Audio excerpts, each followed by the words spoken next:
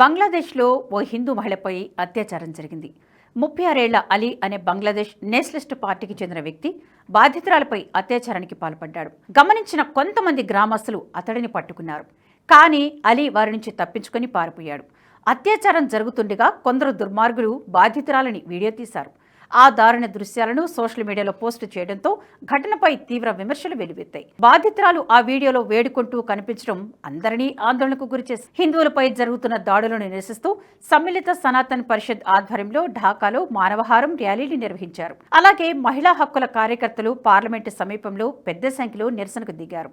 ఈ దారుణాలు ఐక్యరాజ్య సమితికి కనిపించడం లేదా అంటూ ఆగ్రహం వ్యక్తం చేశారు. దీనిపై ఇప్పటికే భారత విదేశాంగ శాఖ ప్రతినిధి రణధీర్ జైస్వాల్ స్పందించారు. హిందూ మైనార్టీలకు భద్రత కల్పించేలా బంగ్లాదేశ్ ప్రభుత్వం చర్యలు తీసుకోవాలని విదేశాంగ మంత్రి జయశంకర్ కోరారు. ఇప్పటికే ప్రధాన నిందితుడు అలీతో పాటు వీడియో తీసిన నలుగురిని పోలీసులు అరెస్టు చేశారు. అయితే అనూహ్యంగా బాధితురాలు ఆ కేసును ఉపసంహరించుకున్నట్లు ప్రకటించారు.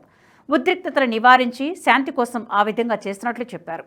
తనపై ఎవరి ఒత్తిడి లేదని, భర్త సూచన మేరకు ఈ నిర్ణయం తీసుకున్నట్లు ఆమె చెప్పారు.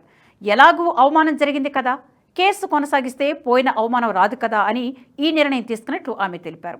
దీంతో బాధితురాల్ని భయపెట్టి కేసు ఉపసంహరించుకునేలా చేసినట్లు అనుమానాలు వ్యక్తమవుతున్నాయి.